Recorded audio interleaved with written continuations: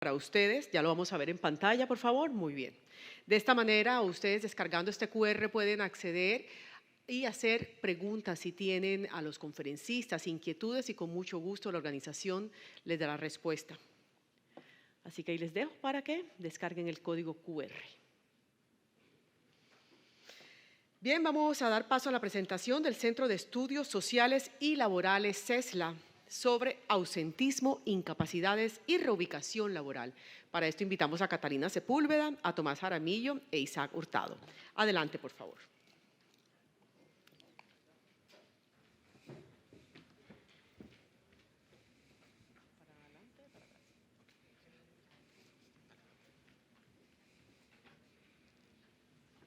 Hola, buenos días para todos. Nosotros somos el CESLA y hoy nos convoca pues en este día presentar los resultados de la encuesta de ausentismo laboral. Esta encuesta lleva ya 8 versiones y realmente se ha constituido como un insumo principal para muchas discusiones al interior de las empresas, pero también desde la ANDI ha sido, digamos, como un insumo, una herramienta que nos ha permitido llevar a diferentes espacios y debates, tanto públicos como privados, esta gran preocupación del sector empresarial.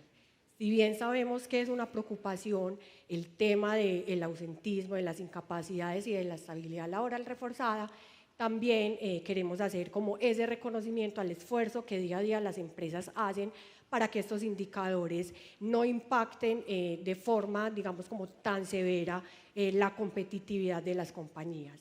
En términos generales, pues esta presentación va a estar dividida en 3 bloques. Sabemos pues que por el tiempo no nos da como entrar en el detalle de cada uno de los indicadores e incluso algunos no se van a presentar, pero en el stand del CESLA se pueden acercar posterior a esta presentación y podemos pues como hablar un poco frente pues como a los detalles de la investigación. Entonces, en un primer momento vamos a hablar un poco desde esos datos estadísticos que miden ese impacto en la incidencia y en la severidad y los costos asociados pues como al tema del manejo de las ausencias laborales.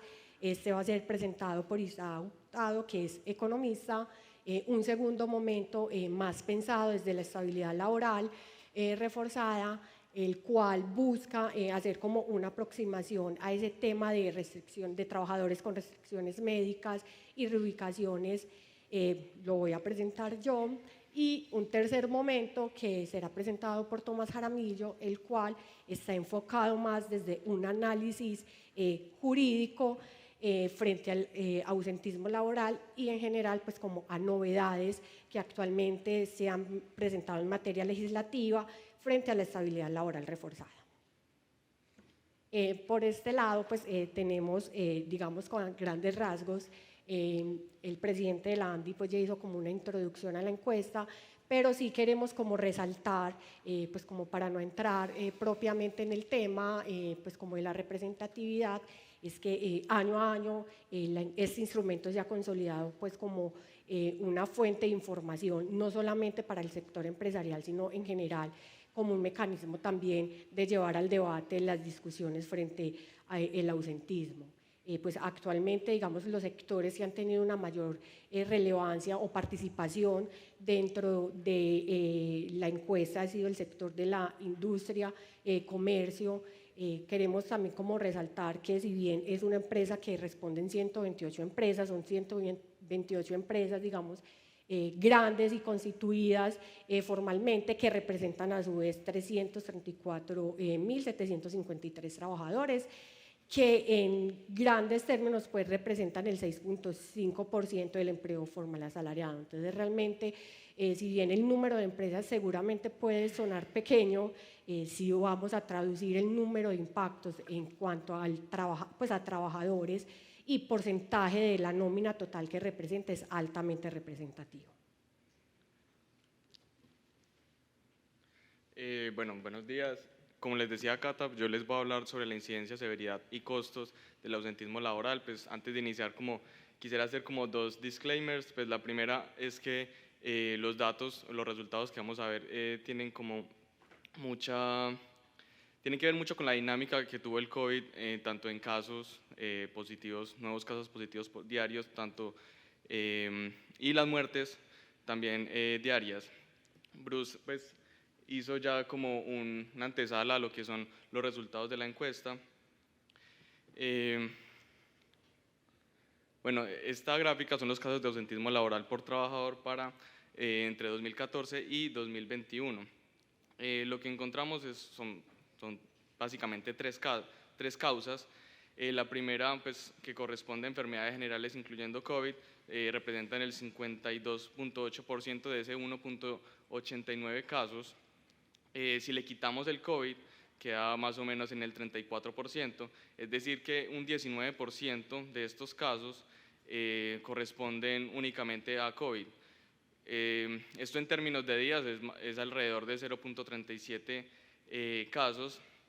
El segundo ítem, que también tiene una representatividad bastante grande, son los permisos y licencias, que corresponden al 44.38% pues, del total de casos, de este 1.89 casos por trabajador. Juntando pues, estas dos últimas razones de ausentismo, pues tenemos el 97.24%, el 2.7% restante corresponde pues, a accidentes, como ya lo decía Bruce. Tenemos entre 2014 y 2019 una media de 1.57 casos. Hay algo como un vicio entre los economistas, que es entre 2020 y 2021 pues siempre tomar como el año anterior, que es como la normalidad, que es 2019. En cuanto a eso, pues vemos que para 2020 se subió a 1.78 casos, eso es un aumento del 13%, y para 2021 pues a 1.89 o un 19.8% referente a 2019. Esto como se ve en términos de días, pues para 2021 tenemos que pasó de 15.7% en 2020 a 11.8%. Teníamos una media de 2014 hasta 2019 de 8.84 días. Para 2020 hubo un aumento del 77% pues con respecto a esta media, y para 2021 hubo un aumento del 33.45%. Esto quiere decir, como en síntesis, tenemos aumentos en casos entre el 13 y el 19.8%, pero en términos de días se aumentó entre un 33 y un 77%, que pues, en conclusión tenemos más casos y aún así son más severos. La severidad, como también se puede mostrar, esta gráfica muestra el porcentaje de casos de ausentismo por enfermedad general por duración de la ausencia. Entonces, lo más relevante en este gráfico es ver el cambio que hubo entre 2019 y 2020. Ya para 2021 pues es una cifra muy similar, pero tiene que ver mucho, pues, sobre todo pues, las causas que hicieron que las personas se ausentaran entre 3 y 180 días. Esas causas tienen que ver mucho con la dinámica de las cuarentenas que se tenía. Recordemos que las cuarentenas iniciaban más o menos en 14, 15 días, pero a medida de que pues, la comunidad científica tenía más evidencia empírica al respecto, se fue reduciendo esas cuarentenas a 7 días, y ya pues, al final teníamos pues, cuarentenas de 3 y 4 días. Entonces pasamos de un 39% a un 52%. Es una diferencia de alrededor del 15.2%. Esta gráfica muestra los permisos y licencias de casos por cada 1000 trabajadores. Yo quiero pues, centrarme como en las primeras 4 y agruparlas en dos. Un grupo sería una dinámica laboral, y el segundo grupo sería una dinámica ya propia de la enfermedad. La dinámica laboral, tenemos que con respecto a 2019-2020 aumentó la licencia no remunerada, pues obviamente por los cierres y por la merma en la actividad económica, del 218%, y con respecto a 2021 un aumento de 2021-2019 del 149.7%. La otra causa que pues, digamos que tenga que ver con dinámicas del mercado laboral son los permisos sindicales, que aumentaron de 2020 a 2021 un 90.84%. La hipótesis que manejamos es que hubo una acumulación de esos permisos sindicales en 2020, pues porque prácticamente no hubo actividad económica, y pues fueron cobrados en 2021. Ya la dinámica de enfermedad, pues voy a agrupar la calamidad doméstica y el luto vinculante. Pues cuando estaba preparando pues esta presentación, se me ocurrió nombrar un ratio que lo llamé como ratio trágico, que muchas veces pues no es vinculante en condiciones normales, pero pues con la dinámica propia del COVID pues terminó siendo vinculante, que es un ratio entre luto y calamidad. Pues muchas veces no tienen que ver el uno con el otro, pero en este caso sí es vinculante. Este ratio para 2020 fue de 0.28, para 2021 fue de 0.43, hubo muchas más muertes en 2021, por lo que hubo un cambio del 53.5% en este ratio. Estos costos, también calculamos pues, costos directos que perciben las empresas directamente, pues que son relativamente fáciles de calcular, pues son más que todo visibles, y los costos indirectos son aquellos que no son tan visibles y que las empresas terminan por subvalorarlas, como pues pueden ser que una persona se enferma, entonces toca reemplazarlo, que una persona tiene que ser entrenada, esa reubicación pues, también tiene que ser entrenada.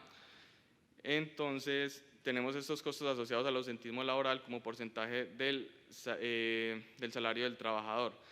Entonces tenemos que en promedio de 2014 a 2019 teníamos un promedio del 2.32%, para 2020 sube a 5.78, es decir, un aumento del 149%, para 2021 baja a 3.4%, y pues, respecto a 2020 es una variación del 46.5%.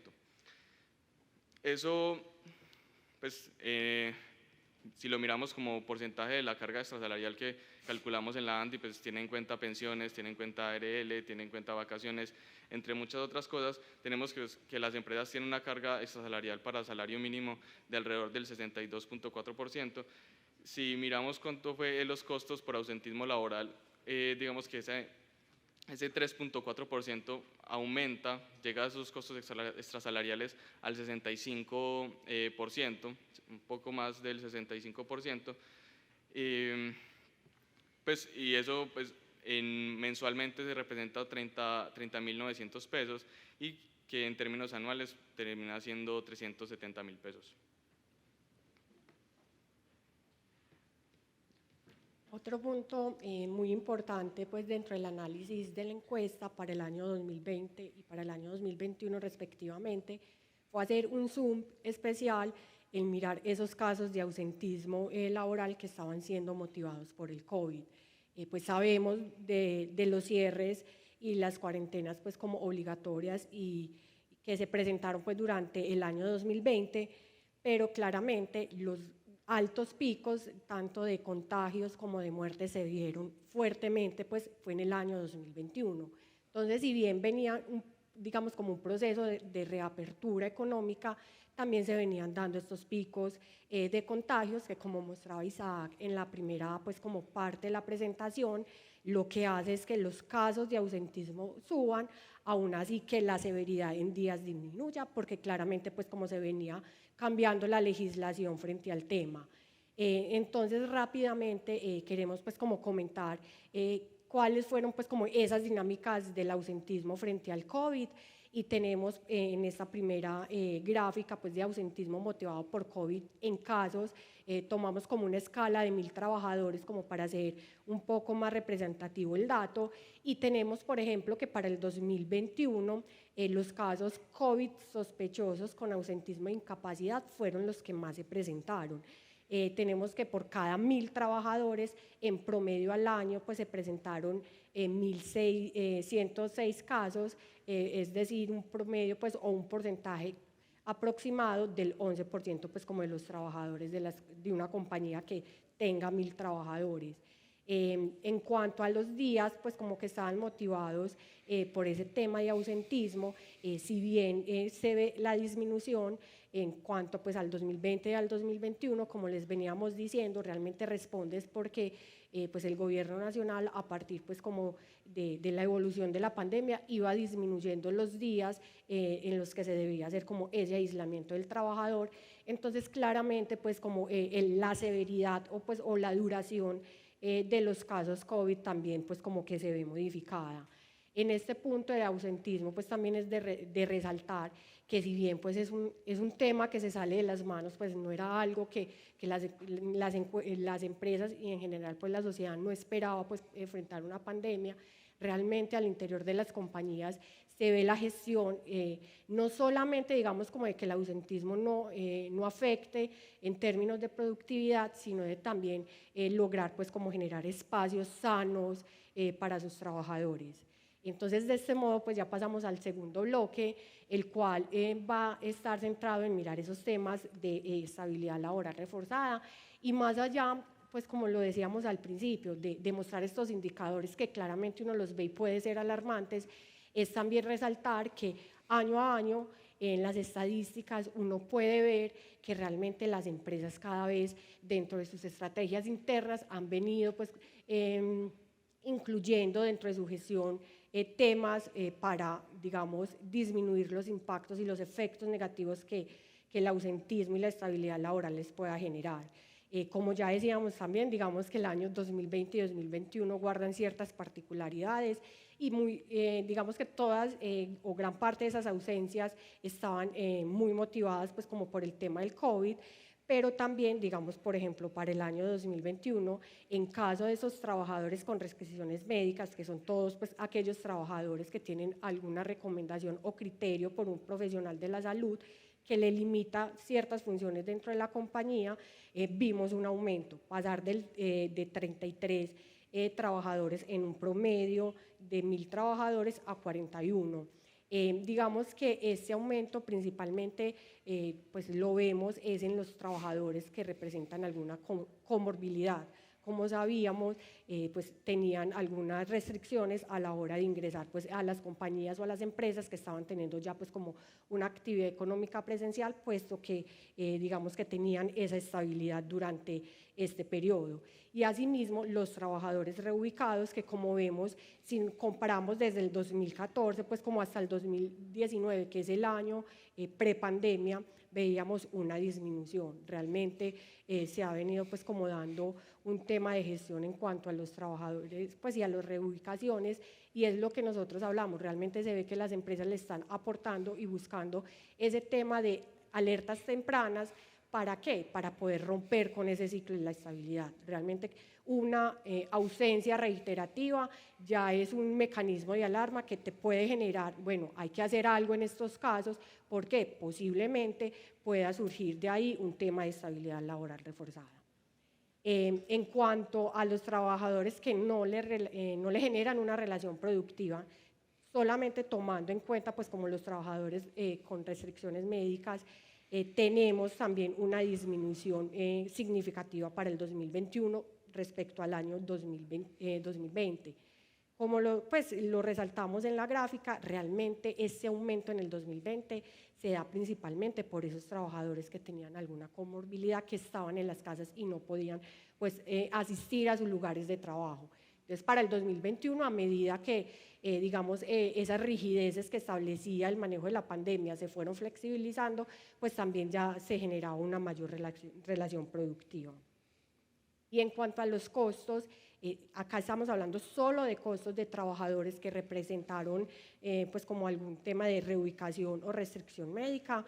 Igual, pues sigue siendo, digamos, un tema que impacte significativamente, pero que también, digamos, en términos prepandémicos veíamos que venía pues como en disminución.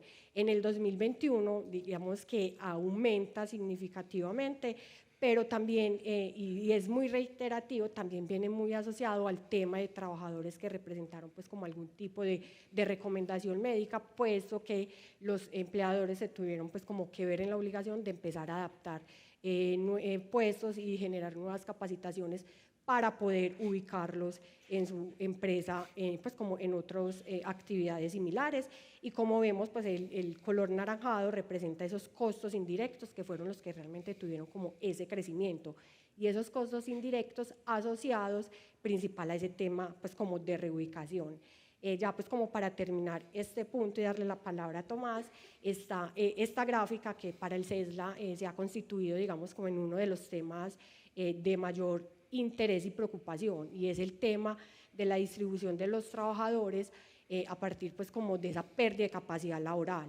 Sabemos que la estabilidad laboral establece pues como unos fueros y unos niveles de protección, pero a la hora que indagamos en las empresas, bueno, realmente de esos trabajadores que tienen algún fuero o alguna estabilidad, cuántos de ellos tienen una pérdida o no tienen una pérdida de capacidad laboral, encontramos este panorama.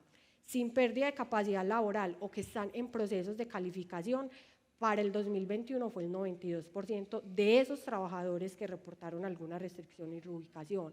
Entonces, hay que, pues como qué podemos leer de esta gráfica. Realmente hay como dos panoramas. Uno, realmente hay un tema de una demora por parte de las juntas en la calificación de esos trabajadores que no solamente impactan a la empresa, sino también a los mismos trabajadores, porque las empresas, digamos que se ven maniatados a la hora de saber pues como qué funciones específicas darles a sus trabajadores. Y por otro lado, digamos que hay una sobreprotección o se les está dando unas estabilidades a un porcentaje de trabajadores que realmente no los necesita. Entonces se está dejando por fuera incluso pues como población que podría de pronto gozar de ciertos beneficios, digamos, por ejemplo, la población con discapacidad, que claramente muchas veces tienden como a unirse en la misma bolsa, creer que un trabajador que tiene una discapacidad es un trabajador enfermo. Entonces,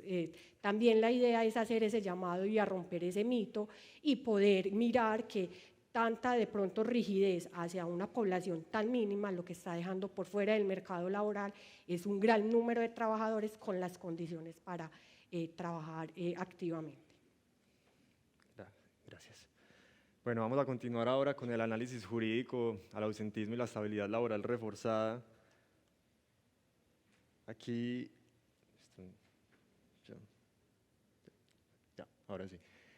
Entonces, aquí es importante traer a colación los indicadores de abuso del derecho que nos trae el decreto 1427 de 2022. Este decreto reitera esos indicadores que ya venían desde el año 2018 a través del decreto 1333. Aquí lo que nos trae este decreto, además de estos indicadores, es que también se reglamentan las prestaciones económicas del Sistema General de Seguridad Social en Salud. Pero entonces aquí lo que utilizamos nosotros en la encuesta es que a partir de esos indicadores que nos trae el decreto, hicimos un mapeo de bueno, cómo se están presentando y cuál es la incidencia de estos indicadores en las empresas.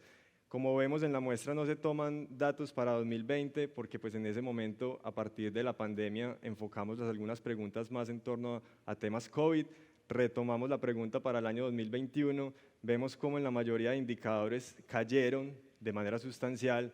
Esto se debe principalmente, o bueno, a excepción del primero, de que el trabajador efectúa cobros al sistema de seguridad social con datos falsos.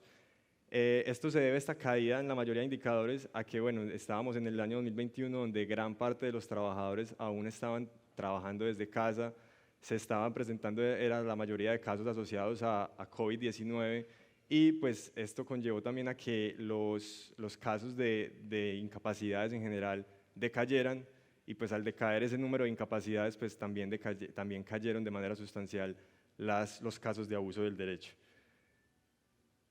Vamos a hacer ahora una presentación conceptual en cuanto al fuero de salud y cuáles son algunas problemáticas que se están presentando en este sentido. El fuero de salud, para retomar un poco, para que retomemos qué es el fuero de salud o la estabilidad laboral reforzada por motivos de salud. Esto viene desde el artículo 26, desde el artículo 26 de la Ley 361 de 1997, ha sido extendido de manera posterior a través de diferentes pronunciamientos, de diferentes fallos de la Corte Constitucional, los que vemos en pantalla. La Corte Constitucional ha extendido el fuero de salud a través de, entendiéndolo por principios constitucionales de solidaridad e igualdad, pero también a través de la Constitución Política del 91, entendiendo que se deriva un derecho fundamental, el derecho fundamental a la salud, por ende la estabilidad laboral reforzada por motivos de salud debe ser extendida según criterios de la Corte Constitucional. Esto ha provocado una divergencia de criterios, lo llamamos así, entre estas dos altas cortes, Corte Constitucional, Corte Suprema de Justicia. A raíz de esta extensión, la Corte Suprema de Justicia, recordemos, está enfocado en un enfoque o ha utilizado un enfoque médico rehabilitador de la discapacidad, haciendo énfasis en que se requiere una discapacidad, una pérdida de capacidad laboral mayor al 15%. Por el otro lado, la Corte Constitucional, ¿qué nos dice? No, para la Corte Constitucional es suficiente con la presencia de una debilidad manifiesta, que vamos a ver eso a continuación, entonces qué implicaciones tiene y qué significa también. Aquí entonces vemos la última sentencia del año 2022 que hace mayor énfasis en este tema en cuanto al fuero constitucional de salud, es la sentencia SU 087 de 2022. Esta sentencia, ¿qué nos trae? Nos trae esos supuestos que la Corte está tomando actualmente para que se configure esta protección. En primer lugar, que exista una condición de salud que impida o dificulte significativamente el normal y adecuado desempeño de sus actividades. Vemos que cambió la Corte, anteriormente se utilizaba sustancialmente, la Corte ya ha utilizado el término significativamente. Entonces esta es la definición que está tomando para tomar una debilidad manifiesta. Esto lo entendemos como debilidad manifiesta según la Corte Constitucional. Que la condición de debilidad manifiesta sea conocida por el empleador en un momento previo al despido. Antes la Corte titubeaba mucho con este requisito, con este supuesto, ya la Corte lo pone de manifiesto de manera expresa, sí debe conocer el empleador de manera previa esta condición. Y tercero, que no exista una justificación suficiente para la desvinculación, de manera que sea claro que la misma tiene origen en una discriminación. Esto es lo que llamamos el nexo causal, que sea claro que el despido o la desvinculación tenga o se provenga de un despido discriminatorio. ¿Cuál es la consecuencia que nos trae la Corte? La ineficacia de la desvinculación, el reintegro o la renovación del contrato y el pago de los salarios, las prestaciones sociales, demás emolumentos a los que haya lugar, y también finalmente un pago de indemnización de 180 días de salario. Entonces, ya aquí también para ver qué trae de novedoso esta sentencia SU 087 del 2022 de la que hablamos, que pues es importante porque nos trae ya unos supuestos y unos eventos, si bien la Corte es enfática en decir que no son taxativos, son de manera anunciativa, pero sí trae unos supuestos para decir cuándo se configura esa condición de salud que impide significativamente el normal desempeño laboral. Entonces, aquí el ejercicio también es observar que en muchos de estos eventos que según la Corte configuran esos supuestos, se puede ver de manera clara, listo, debilidad manifiesta según la Corte Constitucional, pero también se observan los otros dos supuestos que de hecho ella misma también dice, que tenga conocimiento el empleador de manera previa y que exista ese nexo causal entre el despido y que haya una situación discriminatoria porque sea provocado por la situación de salud. Entonces vemos este primer evento, en el examen médico de retiro se advierte sobre la enfermedad o al momento del despido existen recomendaciones médicas o se presentó incapacidad médica durante 2 días antes del despido. Entonces vemos, se advierte la enfermedad, ya se advierte la enfermedad de manera previa. Se existe incapacidad médica de varios días vigente al momento de la terminación de la relación laboral. Este es otro evento que nos trae la Corte. Se presenta el diagnóstico de una enfermedad y el consecuente tratamiento médico. Entonces ya hay un diagnóstico de una enfermedad importante, hay una situación de salud manifiesta.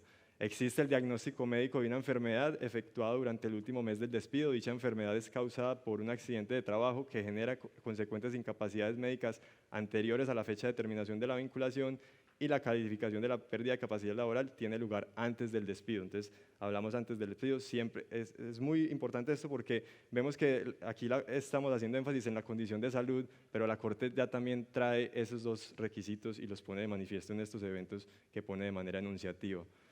Aquí también es muy importante, la Corte habla de salud, Y claro, entonces en la salud también incluye las afectaciones por motivos psicológicos y psiquiátricos. Entonces se habla también de una afectación psicológica o psiquiátrica que afecte ese desempeño, que afecte de manera significativa ese normal desempeño laboral. Y nos trae otros eventos, el estrés laboral que genere quebrantos de salud física y mental. Se genera un quebranto de salud, hay una situación de debilidad manifiesta. Al momento de la terminación de la relación laboral, el trabajador se encuentra en tratamiento médico y presente diferentes incapacidades y recomendaciones laborales. Cuando además el trabajador informe al empleador antes del despido, vemos ahí antes del despido de manera resaltada, que su bajo rendimiento se debe a la condición de salud, es decir, el empleador ya tiene un conocimiento, se configura el conocimiento por parte del empleador, y que después de la terminación de la vinculación continúe la enfermedad. Y el estrés laboral que cause quebrantes de salud física y mental y que además se acuerde con una pérdida de capacidad laboral. Entonces también nos trae la Corte unos eventos en donde no se configura este supuesto de la debilidad manifiesta o de la pérdida significativa del normal desempeño laboral. ¿Cuándo? Cuando no se demuestra la relación entre el despido y las afecciones de salud, y la pérdida de capacidad laboral es de un 0%. Entonces ahí vemos que no se configura ese nexo causal, no se termina la relación contractual por la situación de salud. No se configura la protección por estabilidad laboral reforzada. Y el accionante no presenta incapacidad médica durante el último año de trabajo y solo debe asistir a controles por un antecedente médico, pero no a un tratamiento médico en sentido estricto. Entonces, en este caso tampoco, nos dice la Corte, se configura la situación de debilidad manifiesta. Aquí ya brevemente, esto es importante y esto nos lo trae la misma sentencia de SU 087 de la que les vengo hablando, pero también complementada por la SU 348 de este mismo año, y es que la Corte hace énfasis, y esto es para mostrarles que esto es un debate vigente, esta divergencia de posiciones entre Corte Constitucional y Corte Suprema de Justicia es algo que se mantiene, que es de este año, porque a través de estas sentencias la Corte Constitucional deja sin efectos fallos de la Corte Suprema de Justicia por considerarlos que no respetan su jurisprudencia, y la Corte dice que su jurisprudencia debe ser respetada y que debe prevalecer en la interpretación de asuntos constitucionales y de derechos fundamentales. Y claro, como se deriva la estabilidad laboral reforzada por motivos de salud del derecho fundamental a la salud, la Corte dice, en este caso, mi jurisprudencia, pues, hablando de la Corte Constitucional, es la que debe prevalecer. Y también hace un llamado a que los jueces se abstengan de utilizar la expresión discapacidad severa, moderada y leve, que es lo que hace la Corte Suprema de Justicia en su interpretación de la pérdida de capacidad laboral y de los requisitos para acceder a la protección del fuero de salud. Dice que se abstengan de utilizar estos términos para hacer la alusión a la pérdida de capacidad laboral por considerarlos que van en contra de la Declaración de las Naciones Unidas sobre los derechos de las personas con discapacidad. Bueno, esto era la presentación que teníamos preparada para ustedes. Muchas gracias por su atención. Los esperamos si tienen alguna otra duda en el stand del CES. Gracias.